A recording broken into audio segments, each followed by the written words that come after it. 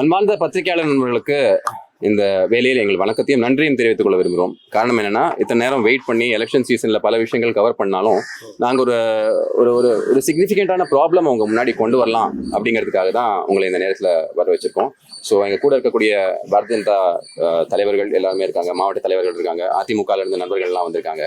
உங்ககிட்ட நாங்கள் என்ன சொல்ல போகிறோம் அப்படின்னா, இன்னைக்கு எனக்கு ஒரு சம்மன்ஸ் வந்திருக்குங்க.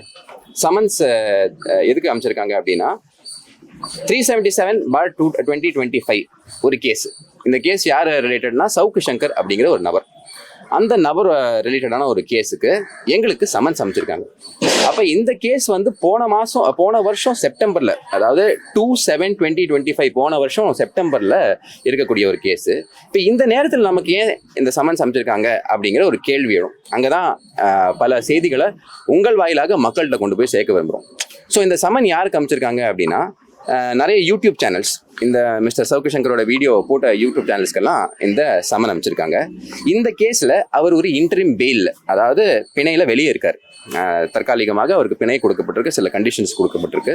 ஸோ அந்த கண்டிஷன்ஸை அவர் ஃபாலோ பண்ணுறாரா இல்லையாங்கிறத பார்க்க வேண்டியது எங்களோட கடமை கிடையாது. அவர் பிணையில் இருக்கார். ஸோ அவரோட வீடியோஸை எடுத்து போட்டதுனால இப்போ எங்களுக்கு சம்மன்ஸ் அனுப்பப்பட்டிருக்கு. ஸோ இதற்கு பின்னாடி இருக்கக்கூடிய அரசியலை நம்ம கொஞ்சம் பார்த்துக்கணுங்க.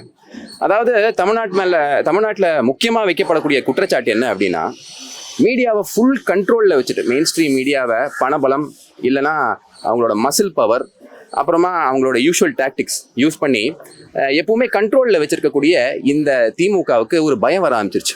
ஏன்டா இவ்வளோ கண்ட்ரோல் பண்ணி வச்சிருக்கோம், இதை தாண்டியும் நம்ம பண்ணக்கூடிய இந்த அவல ஆட்சி மக்களுக்கு போய் சேருது, எல்லா ரேப் நியூஸும் ரிப்போர்ட் பண்ணுறாங்களே, செக்ஷுவல் அலிகேஷன்ஸ் எல்லாம் இவ்வளோ இருக்கே, திமுக காரன் எல்லா இடத்துலையும் மாட்டுறானே, அப்போ என்ன பண்ணுறது, யார் இதை ஆம்பிளிஃபை பண்ணுறா அப்படின்னு நான் பார்த்தா இந்த சோஷியல் மீடியா தாங்க. இப்போ இன்னைக்கு எல்லாருமே இங்கே இருக்கக்கூடிய அத்தனை பத்திரிகையாளர்கள், ஹார்ட் ஒர்க்கிங் பத்திரிகையாளர்கள் இருக்காங்க. அங்கே ஒரு மெயின் ஸ்ட்ரீம் மீடியாவில் சேர முடியாத பல பேர் என்ன பண்ணுறாங்க அப்படின்னா, ஒரு யூடியூப் சேனல் ஸ்டார்ட் பண்ணுறாங்க. அப்போ இந்த யூடியூப் சேனல்லாம் என்ன பண்ணுறாங்க அப்படின்னா, எல்லா தரப்பு இருக்கக்கூடிய அந்த பொலிட்டிக்கல் கிரிட்டிசிசம் இருக்குது பார்த்தீங்களா, அரசாங்கத்தை பார்த்து கிரிட்டிசைஸ் பண்ணணும்.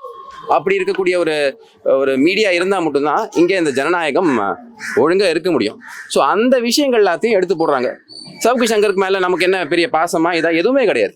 இன்ஃபேக்ட் அவர் பல பேருக்கு வந்து கொஞ்சம் பிரச்சனை தான் பண்ணியிருக்காரு. பட் அதையும் தாண்டி ஒரு இண்டிவிஜுவல் மனுஷனை ஒரு ஸ்டேட்டு பல காரணங்கள் சொல்லி, இப்போ இந்த கேஸில் என்ன சொல்கிறாங்க அப்படின்னு பார்த்தீங்கன்னா, ஒரு ப்ரொடியூசருக்கும் இவருக்கும் ஏதோ கொடுக்கல் வாங்கல் பிரச்சனை இருக்குது, அப்போ அந்த கேஸை நாங்கள் இன்வெஸ்டிகேட் பண்ணுறோம் அப்படின்னு போன வருஷம் 7ஆம் மாதம் ரெஜிஸ்டர் ஆன கேஸை இப்போ இந்த வீடியோ வெளியே வந்ததுனால எங்களை எல்லாம் கூப்பிட்றாங்க.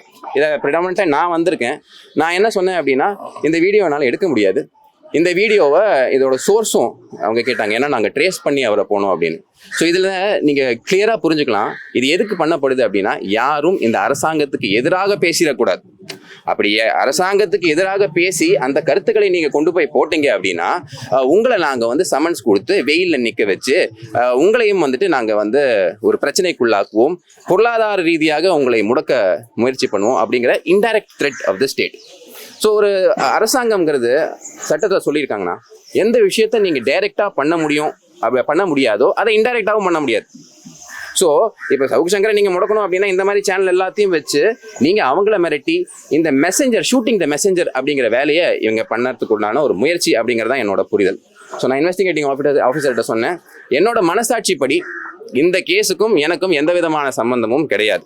நீங்கள் இன்வெஸ்டிகேட் பண்ணுறீங்க அப்படின்னா, நானும் ஒரு சேனல் வச்சுருக்கேன், எனக்கும் எத்திக்ஸ் இருக்குது, என்னோட சோர்ஸை இந்த விஷயத்தில் ரிவீல் பண்ண வேண்டிய தேவை எனக்கு கிடையாது. அப்படி இருந்ததுன்னா நீங்கள் கோர்ட்டோட ஆர்டரோட காப்பி காட்டுங்க, இவருக்கு இன்டரிம் பெயில் இல்லை, இவர் வந்து ஒரு ஃபியூஜிட்டிவாக இருக்காரு அப்படிங்கிற விஷயத்தை நீங்கள் காட்டுங்க, நீதிமன்றம் சொல்லியிருக்கா அப்படின்னு காட்டுங்க, அதுக்கப்புறமா நம்ம சொல்கிறோம் அப்படின்னு. பட் பொதுமக்களுக்கு என்ன தெரிஞ்சுக்கணும், சொல்லிக்க விரும்புகிறோம் அப்படின்னா, இது எல்லாமே இந்த நேரத்தில் திமுகவுக்கு எதிராக எந்த விதமான ஒரு குரலும் வந்துடக்கூடாது அப்படிங்கிற ஒரு முயற்சியாக தான் இதை நான் பார்க்குறேன். இங்கே இருக்கக்கூடிய எவ்வளோ பிரச்சனைகள் இருக்குங்க.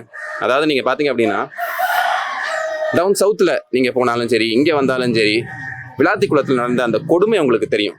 ஒரு சின்ன பெண் வெட்டி கொண்டிருக்காங்க. திருவள்ளூர்ல இப்போ ரீசெண்டாக அந்த மாதிரி சம்பவம். கஞ்சா போதையில் என்ன பண்ணுறாங்க பசங்கன்னு தெரியல. 6லேருந்து 60 வரை எந்த வயசாக இருந்தாலும் சரி, எந்த பெண்மணியும் இங்கே சேஃப் கிடையாது. அப்போ இதில் எல்லாத்துலேயும் இந்த போலீஸோட எனர்ஜியை போட்டு அதற்குண்டான விஷயங்களை பண்ணுவாங்களா? அதை விட்டுட்டு ஏதோ ஒரு ப்ரொடியூசருக்கு நான் ஒரு கேள்வி உங்கள்கிட்ட கேட்குறேன், நீங்களே யோசிச்சு பாருங்கள். போலீஸ் சொல்லக்கூடிய விஷயங்கள்லாம் ஒரு சைடு இருக்கட்டும், நீங்கள் யோசிச்சு பாருங்கள். அதாவது ஒரு ப்ரொடியூசர் கிட்ட இருந்து ஏதோ ஒரு தகராறாம் சவுக்கு சங்கருக்கு. அதுக்கு வேண்டி போலீஸ் இவ்வளோ தீவிரமா இங்க இருக்கக்கூடிய எல்லா முக்கியமான யூடியூப் சேனல்ஸையும் கூப்பிட்டு சமன் பண்ணி உட்கார வச்சு பேச வேண்டிய தேவை என்ன? அதுவும் மாடல் கோட் ஆஃப் கான்டக்ட் இருக்கும்போது. அப்ப அவங்க சொல்றாங்க மாடல் கோட் ஆஃப் கான்டக்ட்னா நாங்க நியூட்ரலா தான் நடந்துக்கணும், இந்த கேஸ் பழைய கேஸ் நாங்க ஏன் இன்வெஸ்டிகேட் பண்ணக்கூடாது. அங்கதான் சொல்ல வரேன், இதுக்கு பின்னாடி ஒரு அரசியல் இருக்கு. என்ன இவங்க பண்றாங்க அப்படின்னா, நான் அந்த கேஸை இன்வெஸ்டிகேட் பண்றேன் அப்படிங்கிற பேர்ல யாரெல்லாம் இந்த திமுகவுக்கு எதிராக இருக்கக்கூடிய ஒரு கிரிட்டிசிசத்தை வலுவா வைக்கிறாங்களோ, இல்ல இந்த மாதிரி சவுண்டான வாய்ஸஸை ஆம்பிளிஃபை பண்றாங்களோ, அவங்கள முடக்கிறதுக்கு உண்டான விஷயங்களை பண்ணிட்டு இருக்காங்க. ஸோ இந்த பத்திரிகையாளர் சந்திப்பின் வாயிலாக நான் இங்க இருக்கக்கூடிய அரசியல் தலைவர்கள்கிட்டையும் ஒரு பெரிய ரிக்வெஸ்ட் வச்சுக்க விரும்புறேன். திரு இபிஎஸ் அவர்களுக்கு முதல்ல இந்த ரிக்வெஸ்ட்டை வச்சுக்க விரும்புறேன். காரணம் என்னன்னா, புரட்சி தலைவர் அவர் உலகம் சுற்றும் வாலிபன் ரிலீஸ் ஆகும்போது அவருக்கு இதே மாதிரி தான் திமுக பல குடைச்சல்களை கொடுத்துச்சு, பயங்கரமான குடைச்சல்களை கொடுத்துருச்சு. அவர் என்ன பண்ணுவார்னா, அந்த ஜேம்ஸ் பாண்ட் படத்துல வர மாதிரி 5-6 ரீல அப்படி அமுச்சு விட்டு அதுக்கப்புறமா தியேட்டர்ல கொண்டு போய் போடுவார். போலீஸ் எல்லாம் வேர்பல் ஆர்டர்ஸ் கொடுக்கப்பட்டுச்சாங்க, என்ன வேணாலும் கண்டுக்காதீங்கன்னு. ஏன்னா இவரோட புகழ் வெளில வந்திருக்க கூடாது, இவர் செய்யக்கூடிய அந்த நல்ல விஷயங்கள் வெளியே வந்துடக்கூடாது. ஸோ திமுக இது காலமாக பண்ணிட்டு இருக்கு. இன்னைக்கு இது ஒரு அடுத்த லெவலுக்கு கொண்டு போயிருக்காங்க திமுக அப்படிங்கிறது தான் எங்களோட ஒரு புரிதல். They have taken this to the next level. காரணம் என்னன்னா, ஆன்டி இன்கம்பன்சி பீக்ல இருக்கும்போது சில இடத்துல காசு கொடுத்து, சில இடத்துல மசில் யூஸ் பண்ணி, சில இடத்துல டிஐபிஆரை யூஸ் பண்ணி பல சேனல்ஸ் அவங்களால வாங்க முடியுது. ஆனா அதையும் தாண்டி பல நேர்மையான பத்திரிகையாளர்கள் உண்மையை சொல்றாங்க, அதையும் தாண்டி இந்த யூடியூப்ல இருக்கவங்கலாம் பேசி போடுறாங்க அப்படிங்கிற ஒரு பயம் இவங்களுக்கு ஹெவியா இருக்கு. ஸோ ஆகையினால இபிஎஸ் அவர்கள் இதை கண்டிக்க வேண்டும். அது மட்டும் இல்லாம மாண்புமிகு நயனா நாகேந்திரன் அவர்கள், திரு அண்ணாமலை அவர்கள் ஏற்கனவே திரு சவுக்கு சங்கர் அவர்கள் எவ்வளோ இந்த அரசியல்வாதிகளுக்கு எகென்ஸ்டா பேசினாலும், அண்ணாமலைக்கு எகென்ஸ்டா பேசினாலும், உள்ள போகும்போது ஒரு மேன் வெர்சஸ் த ஸ்டேட், இந்த நிலைமை யாருக்கும் வரலாம். மைக் பிடிச்சிருக்க உங்களுக்கும் வரலாம், எனக்கும் வரலாம், யாருக்கு வேணா வரலாம். இந்த மாதிரி ஒரு பிரச்சனை வரும்போது ஸ்டேட்டுக்கு அகேன்ஸ்டா இந்த மாதிரி ஆக்ஷன் இன்டைரக்டா எடுக்கும்போது நாம கூட நிற்கணும். இல்லைன்னா நாளைக்கு என்ன ஆகும் அப்படின்னா, இதை விட ஒரு பெரிய அநீதி நமக்கு நடக்கிறதுக்கு உண்டான வாய்ப்பு இருக்கு. அதனாலதான் இந்த சமன்ஸ்ல இருக்கக்கூடிய பிரச்சனைகளை நான் உங்ககிட்ட கொண்டு வரேன். மற்றபடி இந்த சவுக்கு சங்கருக்கும் நமக்கும் என்ன சம்மந்தமும் கிடையாது. அவர் இன்ஃபேக்ட் நமக்கு பிரச்சனை உண்டாக்கியிருக்காரே தவிர பெருசா எதுவும் நல்லது பண்ணதில்லை. அதே மாதிரி பல பேருக்கும் பண்ணியிருக்காங்க. பட் இந்த தருணத்துல ஆர்டிகல் 19 ஆஃப் த கான்ஸ்டியூஷன் தான் ரொம்ப முக்கியம். சமன்ஸுங்கிறது என்ன தெரியுமா சார்? இப்போ நீங்க கேட்பீங்க, சார் ஒரு சமன்ஸ்க்கு வேண்டி இவ்வளவு பெரிய பிரஸ் மீட்டா அப்படின்னு. சமன்ஸுங்கிறத பத்தி சுப்ரீம் கோர்ட் என்ன சொல்லியிருக்கு அப்படின்னா, அதாவது summons is a very serious legal document. It has to be served with proper application of mind and not as a routine procedure. சும்மா ஏதோ ஒரு ரொட்டீன் ப்ரொசீஜருக்கு நீங்கள் சமன்ஸை சர்வ் பண்ணக்கூடாது. ரொம்ப ஸ்ட்ராங்காக இருந்தது. ஏன்னா என்னோட டைம் இப்போ வேஸ்ட் ஆகுது, இத்தனை பேரோட டைம் வேஸ்ட் ஆகுது. ஸோ ஆகையினால நீங்கள் அது பண்ணும்போது அதுக்கு ப்ராப்பர் அப்ளிகேஷன் ஆஃப் மைண்டாக இருக்கணும். அது மெஜிஸ்ட்ரேட்டாக இருந்தாலும் சரி, எக்ஸிக்யூட்டிவாக இருந்தாலும் சரி. பல கேஸ்ல என்ன இருக்கு அப்படின்னு பார்த்தீங்கன்னா, இந்த பத்திரிகை சுதந்திரத்தை முடக்கக்கூடாது, கருத்து சுதந்திரத்தை முடக்கக்கூடாதுன்னு சுப்ரீம் கோர்ட் கிளியராக சொல்லியிருக்கு. இப்போ ஒரு கேஸ் நான் ஒரு கேஸ் சொல்றேன், Raj Narayan versus state of UP. அதே மாதிரி இங்க இருக்கக்கூடிய திரு நக்கீரன் கோபால் அவர்களோட கேஸ். இந்த மாதிரி கேஸ்ல எல்லாம் கிளியரா சொல்லியிருக்கு, அடிப்படை உரிமை இந்த கருத்து சுதந்திரம். ஸோ அந்த குறவழியை நசக்கக்கூடிய வேலையை இவங்க பண்ணிக்கிட்டு இருக்காங்க. இது ரொம்பவே தவறானது. இங்க இருக்கக்கூடிய போலீஸ் அதிகாரிகள், போலீஸ் மொராலுங்கிறது ரொம்ப முக்கியங்க. இவ்வளவு சட்ட பிரச்சனை வர்றதுக்கு காரணம் என்னன்னா, போலீஸை ஒரு பொலிட்டிக்கல் ஃபோர்ஸா மாத்தி வச்சிருக்காங்க. அத்தனை திறமையான அதிகாரிகள் இருக்காங்க, அத்தனை பேர் இங்க திறமையா இருக்காங்க, அவங்களுக்கு ஒரு நல்ல எண்ணம் இருக்கு. ஆனா என்ன பிரச்சனை, பேனர் மண்டையில விழுது, பொன் குழந்தைங்க மண்டையில விழுது, இந்த மாதிரி கஞ்சா தலைக்கு ஏறி வீடுக்கு வீடு ஓடி போய் அடிக்கிறான். அதையெல்லாம் போய் பார்த்தா லிங்க் எங்க இருக்கு அப்படின்னு பார்த்தீங்கன்னா திமுக காரண்ட் இருக்கு. அப்புறம் போய் அவங்க எப்படி கேட்க முடியும்? So political control over the police force ரொம்ப ஹெவியா இருக்கு இந்த இடத்துல. ஆகினால அவங்களால எஃபிஷியன்டாவே செயல்பட முடியல. எல்லா டைமும் என்ன பண்றாங்க அப்படின்னா, பொலிட்டிக்கல் இன்டெலிஜென்ஸ், எதிர்கட்சிக்காரன் எங்க போறான், என்ன பண்றான், அவன் என்ன வீடியோ போடுறான், அதை பாரு அப்படின்னு தொடைநடுங்கித்தனமா இருந்திருக்காங்க. இதுக்கு முன்னாடி இருந்த அரசாங்கம், இபிஎஸ் அவர்கள் நீங்க பார்த்துருப்பீங்க, பத்திரிகையாளர் நீங்க எல்லாம் இருக்கீங்க, உங்களுக்கு தெரியும், என்னென்னமோ அவரை பத்தி பேசுன்னு பேசிட்டு இருப்பாங்க. எவ்வளவோ ப்ரொட்டஸ்ட் ஆகுனா, இந்த கையில ஒரு தப்பு எடுத்து தாரட் எடுத்து இங்க அடிச்சுக்கிட்டு அப்படியே ஆடிக்கிட்டு இருப்பாங்க. ஐயோ தமிழ்நாடு இப்படி ஆயிடுச்சேன்னு. இன்னைக்கு என்ன நிலைமையில இருக்கு? எந்த போராளியும் வரல. அவங்களோட நெக்ஸஸ் பாருங்க, அந்த போராளிகளும் வரல, அதே மாதிரி அதை எடுத்து பேசக்கூடிய இன்ஃப்ளூயன்சர்ஸும் வரல. இப்ப சோஷியல் மீடியா இவ்வளவு கேட்கறாங்களே, நான் ஒரு கேள்வி கேட்கிறேன் சார். இத்தனை பேர் இருக்கீங்க, நீங்க எல்லாம் பார்த்துருப்பீங்க, ஒரு பெரிய இன்ஃப்ளூயன்சர் சாப்பிட்டுக்கிட்டே இருப்பார், ஃபுட் இன்ஃப்ளூயன்சர் சாப்பிட்டுக்கிட்டே இருப்பார். அவரு பண்ணக்கூடிய தப்பு ஜெண்டர் ரிவீலிங். சட்டம் என்ன சொல்லுதுன்னா, உங்க குழந்தையோட அந்த பாலினத்தை சொல்லக்கூடாது, தெரியக்கூடாது அப்படின்னு. ஆனா அதை ஓப்பனா ரிவீல் பண்ற அப்படி. அப்ப அவருக்கு அகேன்ஸ்ட் என்ன ஆக்ஷன் எடுத்தீங்க? எதுவுமே எடுக்கல. ஏன் எடுக்கல? ஏன்னா அவர் வந்துட்டு ஃபர்ஸ்ட் ஃபேமிலிக்கு க்ளோஸாக இருக்கார். அதே மாதிரி இன்னொரு 2 பேர் உட்காந்துருப்பாங்க, 2 பேரும் பேசிக்கிட்டே இருப்பாங்க, பிளிப்போ என்னமோ ஒன்று, கெட்ட வார்த்தையாக தான் பேசியிருப்பாங்க. ஒரு ஆக்ஷன் எடுத்திருக்கீங்களா இது வரைக்கும்? ஏன்? அவங்கெல்லாம் இந்த நட்பு வட்டாரத்தில், திமுக நட்பு வட்டாரத்தில் இருக்காங்க. ஸோ இந்த சமன்ஸோட எசன்ஸ் என்னன்னு நம்ம உங்ககிட்ட மறுபடியும் சம்ம பண்ணோம் அப்படின்னா, இந்த அரசாங்கத்துக்கு எதிராக பேசக்கூடிய யாராக இருந்தாலும் one way or the other நாங்கள் ஒன்று டார்மெண்ட் பண்ணுவோம் அப்படின்னு. இந்த மாதிரி ஒரு மிரட்டலுக்கோ உருட்டலுக்கோ பயப்பட வேண்டிய தேவை நமக்கு இல்லை. நீதிமன்றத்து மேலேயும் நீதி மேலேயும் மக்கள் மேலேயும் நமக்கு நம்பிக்கை இருக்கு. ஸோ இந்த விஷயத்தை உங்ககிட்ட பாஸ் ஆன் பண்ணுறதுக்கு தான் இந்த ப்ரெஸ் மீட். எஸ்பெஷலி பார்த்தீங்கன்னா, இப்போ அவர் வெளியில் வரும்போது பிணை கொடுக்கும்போது சில கண்டிஷன்ஸ்லாம் சொல்லியிருந்தாங்கன்ற போது பொது வெளியில திரும்ப பேசக்கூடாதுன்ற மாதிரியான ஒரு விஷயம் இருக்கு. அதை மீறி சவுக்கு சங்கர் பண்ணியிருக்கிறார். இப்போ அதை வீடியோ போடுறதுனால உங்களுக்கு இந்த பிரச்சனைகள் வருதுன்ற அந்த மாதிரி ஏதாவது உண்மைதான். இப்போ இதே எக்ஸாக்ட் விஷயம் தான் சொன்னாங்க.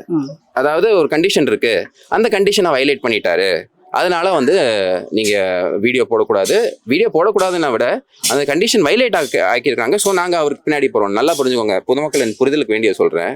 கண்டிஷனை இவங்க வைலேட் பண்ணாங்கன்னு வச்சுக்கோங்க. இவர் கண்டிஷனை வைலேட் பண்ணுறாரு, ஆகையினால பெயிலை கேன்சல் பண்ணுங்கன்னு போய் நீதிமன்றத்தில் சொல்லி உத்தரவு வாங்கிட்டு அவங்க வரணும். அதுக்கப்புறமா நாம வந்து அந்த மாதிரி ஒரு ஃபியூஜிட்டிவ்க்கு ஹெல்ப் பண்ணோம்னா அது தவறு. அந்த மாதிரி ஒரு ஆர்டர் வரல.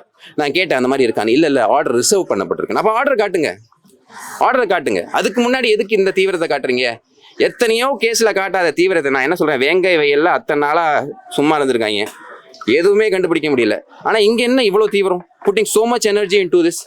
ஸோ அதுதான் இது அரசியல்னு சொல்ல வரேன். அது மாடல் காண்ட் ஆஃப் கண்டக்ட் இருக்கும்போது அவங்க சும்மா சொல்லிக்கலாம் நாங்கள் இந்த கேஸை, but you are going after a political opponent. இதுதான் இருக்கு முன்னாடி இது உள்ள இருக்கக்கூடிய விஷயங்க பிரதர். இதை வந்து நீங்க வந்து டைரக்டா புரிஞ்சுக்கணும் அப்படின்னா நீங்க இந்த விஷயங்கள் எல்லாத்தையும் ஃபாலோ பண்ணினாலே உங்களுக்கு தெரியும். ஆஹா, இதுக்கு தான் அதுவா, இங்க சுவிட்ச் போட்டு அங்க பல்ப் எரியும் அப்படிங்கிறது ஐடியா. ஸோ இது வரைக்கும் போட்ட வீடியோக்களை எடுத்தாகணும் அப்படிங்கிற அந்த கட்டாயம் எனக்கு கொடுக்கப்படலை. பட் பல பேர் இந்த யூடியூப் சேனல்ஸ்ல வந்துட்டு சமன் பண்ணியிருக்காங்க பார்த்தீங்களா, அதில் பல பேர் எதுக்கு நமக்கு வம்பு அப்படின்னு சொல்லிட்டு அவங்க எடுத்துட்டாங்க. பட் தார்மீக அடிப்படையில் அதை நான் பண்ண விரும்பல.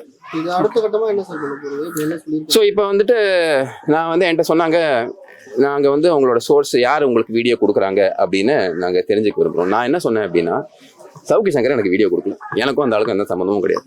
பட் இருந்தாலும் இந்த ஆளை வந்துட்டு விச் ஹண்ட் பண்ணுறாங்க, பொலிட்டிக்கலாக அவரை வந்து அரசியல் ரீதியாக துன்புறுத்துக்கிறதுக்கான முயற்சி நடக்குது. அப்போ ஒரு இண்டிவிஜுவலாக, ஒரு அரசியல்வாதியாக, பத்திரிகை துறையை ஒரு ஐபி நியூஸ்னு ஒரு சேனலை வச்சுட்டு எனக்கு தெரிஞ்ச அளவுக்கு நடத்துகிற ஒரு நபராக என் மனசாட்சி அந்த மாதிரி விஷயம் பண்ணுறதுக்கு இடம் கொடுக்கல சார். நீங்கள் ஒரு கோர்ட் ஆர்டர் வாங்கிட்டு வந்து எங்கிட்ட சொல்லுங்கள், இந்த மாதிரி விஷயத்த கோர்ட் சொல்லுது அப்படின்னு சொல்லுங்கள். இந்த கேஸ் நம்பருக்கும் நான் போட்ட வீடியோக்கும் எந்த சம்மந்தமும் இல்லை. நீங்கள் ட்ரேஸ் பண்ணி போகிறதுக்கு அவர் கண்டிஷனை வயலேட் பண்ணிட்டாருன்னு நீங்கள் ஒரு ஆர்டர் கொடுங்க.